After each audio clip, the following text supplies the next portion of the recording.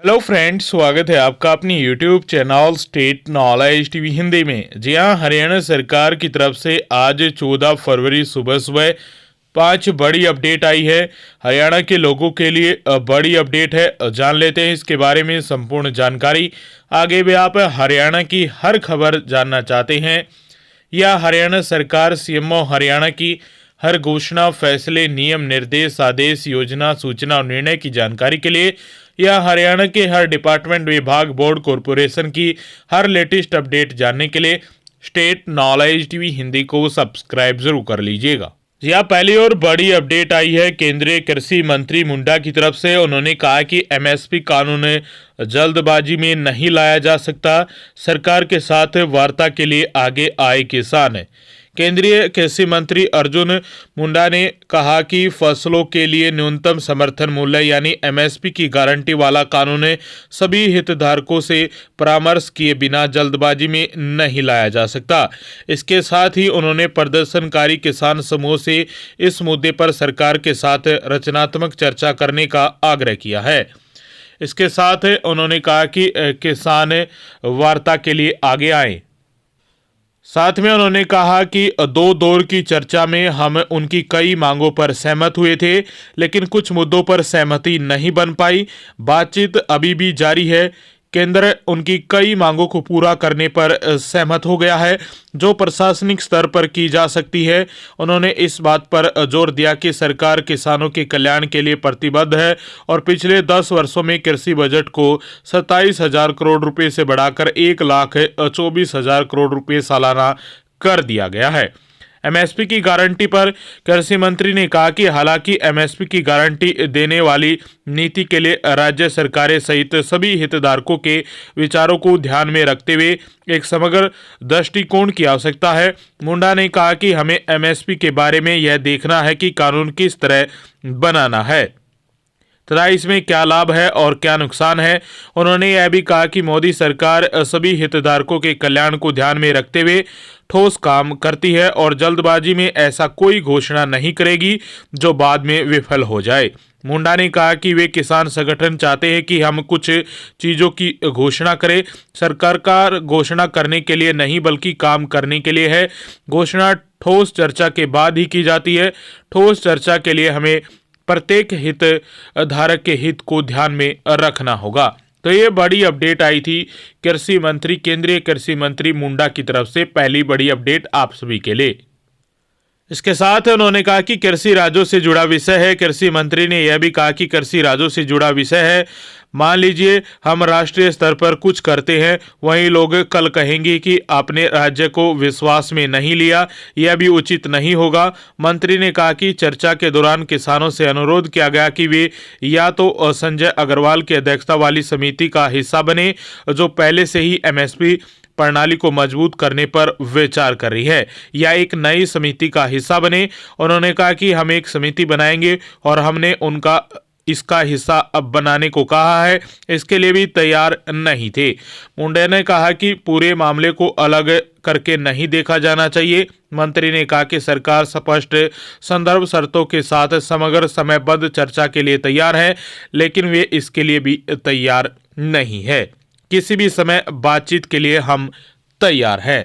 तो पहली बड़ी अपडेट आई थी आप सभी के लिए केंद्रीय कृषि मंत्री मुंडा की तरफ से, जो एमएसपी कानून को लेकर है, जो मांगे चल रही है उसको लेकर ये बड़ी अपडेट थी। वहीं दूसरी बड़ी अपडेट आई आप सभी के लिए हरियाणा के शहरी प्रॉपर्टी धारकों के लिए अभूतपूर्व अवसर।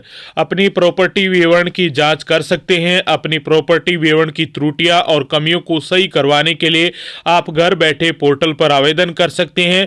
प्रॉपर्टी विवरण के सही होने उपरांत विवरण को सत्यापित करें। बता दें कि 29 फरवरी 2024 तक प्रॉपर्टी डाटा स्वयं प्रमाणित करके आप 2022-23 तक के बकाया मूल राशि पर 15% की विशेष छूट प्राप्त कर सकते हैं। 29 फरवरी 2024 तक प्रॉपर्टी डाटा स्वयं प्रमाणित करके उपरांत प्रॉपर्टी टैक्स पर लगे ब्याज की भी 100% विशेष छूट भी आप प्राप्त कर सकते हैं। वहीं 29 फरवरी 2024 तक प्रॉपर्टी डाटा स्वयं प्रमाणित करके आप वर्ष 2023-24 के प्रॉपर्टी टैक्स पर भी 15% की जो छूट है वो प्राप्त कर सकते हैं। इसके लिए पंजीकरण के लिए आपकी वेबसाइट दी गई है property.ulbharyana.gov.in पर जाकर आप जो पंजीकरण है वो कर सकते हैं। शहरी स्थानीय निकाय विभाग हरियाणा की तरफ से ये जानकारी आई है। इसमें आपको क्यूआर कोड दिया गया है, क्यूआर कोड के माध्यम से भी आप वेबसाइट पर जा सकते हैं। तो 29 फरवरी 2024 तक प्रॉपर्टी डाटा के अपडेट को लेकर आप सभी के लिए ये बड़ी अपडेट आई है, स्वयं सत्यापन को लेकर, स्वयं प्रमाणित को लेकर। तो ये दूसरी बड़ी अपडेट थी हरियाणा वासियों के लिए। जी हाँ, वहीं तीसरी बड़ी अपडेट आई है आप सभी के लिए। हरियाणा के 7 जिलों में इंटरनेट बैन बढ़ा दिया है। 13 फरवरी रात 12 बजे तक इंटरनेट बंद था, लेकिन 12 बजे के बाद 14 और 15 फरवरी को भी इंटरनेट बंद रहेगा। इंटरनेट बैन बढ़ा दिया गया है, 15 फरवरी रात 12 बजे तक कर दिया गया है। यह पाबंदी अंबाला, कुरुक्षेत्र, कैथल, जींद, हिसार, फतेहाबाद और सिरसा में लागू रहेगी।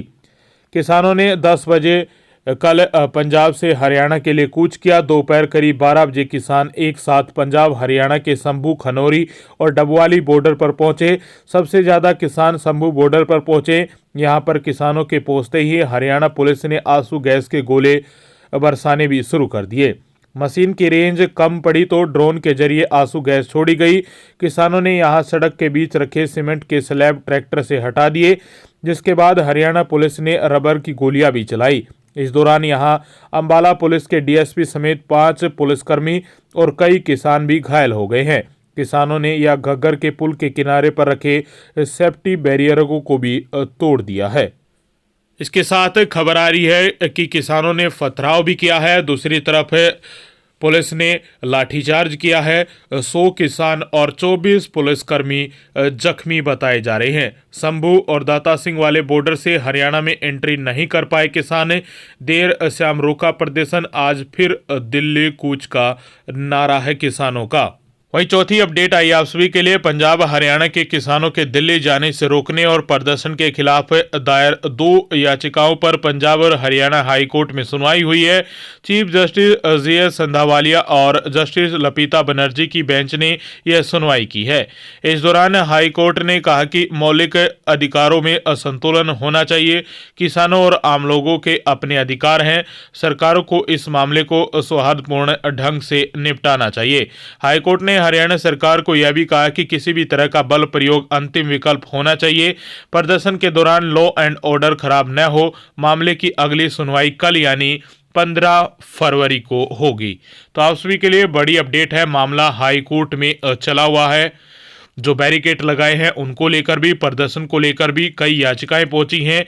इसके साथ हाई कोर्ट के साथ साथ सुप्रीम कोर्ट में भी याचिकाएं पहुंची हैं इस आंदोलन को लेकर। तो यह 5वीं अपडेट आई है। 5वीं अपडेट में आप सभी के लिए कई खबरें हैं। पहली खबर है 10वीं 12वीं की शैक्षणिक अस्थायी मान्यता प्राप्त विद्यालयों की फाइनल कट लिस्ट जारी कर दी है। हरियाणा विद्यालय शिक्षा बोर्ड की 10वीं 12वीं की शैक्षणिक वार्षिक परीक्षा फरवरी मार्च के सभी अस्थायी मान्यता प्राप्त विद्यालयों के परीक्षार्थियों की फाइनल कट लिस्ट 10 फरवरी से लाइव कर दी गई है। एक प्रवक्ता की तरफ से जानकारी आई है कि बोर्ड द्वारा संचालित करवाई जाने वाली वार्षिक परीक्षा के लिए अस्थायी मान्यता प्राप्त विद्यालयों के परीक्षार्थियों की फाइनल कट लिस्ट विद्यालयों की लॉगिन आईडी पर अपलोड कर दी गई है। विद्यालय मुखिया विद्यालयों को जारी किए गए लॉगिन आईडी और पासवर्ड से डाउनलोड कर सकते हैं। सभी अस्थायी मान्यता प्राप्त विद्यालयों के परीक्षार्थियों की कट लिस्ट में दर्ज विवरण जैसे कि नाम, पिता का नाम, माता का नाम, फोटो, हस्ताक्षर, लिंग, जन्म तिथि, आधार नंबर, विषय, जाति में कोई अशुद्धि है तो वो 15 फरवरी तक ऑनलाइन माध्यम से निःशुल्क ऑनलाइन शुद्धि कर सकते हैं। विद्यालय द्वारा किसी परीक्षार्थी के विषयों में शुद्धि करवाई जानी है तो 300 रुपये प्रति विषय शुद्धि शुल्क सहित ऑनलाइन शुद्धि करवा सकते हैं। यदि परीक्षार्थी पहले लिए गए विषयों के स्थान पर प्रायोगिक विषय लेना चाहता है तो इस अवस्था में प्रति परीक्षार्थी प्रायोगिक शुल्क 100 रुपये देना होगा। इसके अतिरिक्त कोई परीक्षार्थी छठा विषय लेना चाहता है तो प्रति परीक्षार्थी 200 रुपये अतिरिक्त विषय शुल्क के साथ 1000 रुपये विलम्ब शुल्क भी देना होगा। निर्धारित तिथि के बाद किसी भी प्रकार के प्रतिवेदन पर कोई विचार नहीं किया जाएगा। किसी भी प्रकार की त्रुटि के लिए विद्यालय स्वयं जिम्मेवार होगा। इसके अतिरिक्त जिन अस्थायी मान्यता प्राप्त विद्यालयों का परीक्षा शुल्क लंबित है, ऐसे विद्यालय 15 फरवरी तक बोर्ड कार्यालय में व्यक्तिगत तौर पर उपस्थित होकर लंबित शुल्क जमा करवाना सुनिश्चित करें। तो पांचवी अपडेट में पहली बड़ी खबर आई थी आप सभी के लिए। इसके साथ पांचवी अपडेट में दूसरी बड़ी खबर आप सभी के लिए। हरियाणा सरकार वर्ष 2024 के अंत तक सभी स्कूलों में मुहैया कराएगी दोहरी डेस्क सुविधा। स्कूल शिक्षा मंत्री कंवरपाल गुर्जर बोले, शिक्षण संस्थानों में लंबित सिविल कार्यों को तय समय पर किया जाएगा पूरा। प्रदेश सरकार वर्ष 2024 के अंत तक सभी सरकारी स्कूलों में दोहरी डेस्क की आवश्यकता को पूरा कराएगी। हरियाणा के स्कूल शिक्षा मंत्री कंवरपाल शिक्षा विभाग की समीक्षा बैठक की अध्यक्षता कर रहे थे। उन्होंने कहा कि सरकारी स्कूलों की 6 मूलभूत सुविधाएं हैं: पीने का पानी, शौचालय, डोल डेस्क, 4 दीवारी, स्कूलों तक पहुंचने के लिए पक्की सड़कें, जिनका सरकार द्वारा नियमित अंतराल पर मूल्यांकन करवाया जाए। इस बात पर जोर दिया कि सरकार राज्य के स्कूलों में मूलभूत सुविधाओं में किसी भी प्रकार की कमी नहीं रहने देगी। इसके साथ मंत्री ने शैक्षणिक और गैर शैक्षणिक रिक्तियों को भरने के भी जो निर्देश है वो जारी किए हैं। तो पांचवी अपडेट में आप सभी के लिए दूसरी बड़ी खबर आई थी। वही पांचवी अपडेट में तीसरी बड़ी खबर है आप सभी के लिए। हरियाणा मौसम विभाग की तरफ से मौसम विभाग ने आज 14 फरवरी को लेकर पूर्वानुमान जारी किया है। हरियाणा के 22 जिलों में आज मिला जुला मौसम देखने को मिलेगा। मौसम विभाग के अनुसार आज हरियाणा में न्यूनतम तापमान 8 डिग्री सेल्सियस के आसपास रहेगा और अधिकतम तापमान 23 से 24 डिग्री सेल्सियस के बीच में यह आसपास रहने की संभावना है। आज हरियाणा में आर्द्रता 65% से लेकर 85% के बीच देखने को मिलेगी। अलग अलग स्थानों पर अलग अलग आर्द्रता रहने वाली है। आज सुबह सुबह कई स्थानों पर धुंध भी रह सकती है और समय जैसे जैसे बढ़ेगा तो मौसम साफ हो जाएगा।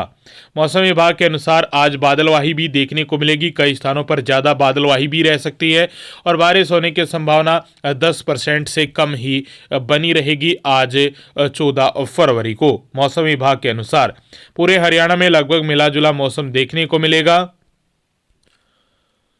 वहीं हरियाणा में किसान आंदोलन या पंजाब से जो किसान आ रहे हैं, आंदोलन हो रहा है। पुलिस द्वारा बैरिकेड लगाए गए हैं। वहां पर आंसू गैस के जो गोले हैं वो दागे गए हैं। इससे जो आपका वातावरण में AQI है वो प्रभावित हो सकता है। तो ये भी बड़ी अपडेट आई थी मौसम विभाग की तरफ से। सबसे आखिरी और बड़ी अपडेट आई है, हरियाणा के सरकारी स्कूलों के समय में बदलाव कर दिया गया है और ये कल यानी 15 फरवरी 2024 से विद्यालयों के समय में बदलाव लागू रहेगा। एकल शिफ्ट वाले विद्यालयों के लिए सुबह 8 बजे से लेकर 2:30 बजे तक और डबल शिफ्ट वाले स्कूलों के लिए सुबह 7 बजे से लेकर दोपहर 12:30 बजे तक पहली शिफ्ट और दूसरी शिफ्ट 12:45 से लेकर 6:15 तक दूसरी शिफ्ट लगने वाली है। तो ये अपडेट आई थी आप सभी के लिए विद्यालयों के समय में बदलाव को लेकर और ये बदलाव कल यानी 15 फरवरी 2024 से हरियाणा के सरकारी स्कूलों में लागू हो जाएगा और प्राइवेट स्कूलों में भी। तो ये बड़ी अपडेट थी आप सभी के लिए, 5 बड़ी अपडेट थी। आगे भी आप हरियाणा की हर खबर जानना चाहते हैं या किसान आंदोलन या हरियाणा सरकार की हर अपडेट के लिए स्टेट नॉलेज टीवी हिंदी के साथ जुड़ जाइए और सब्सक्राइब कर दीजिएगा।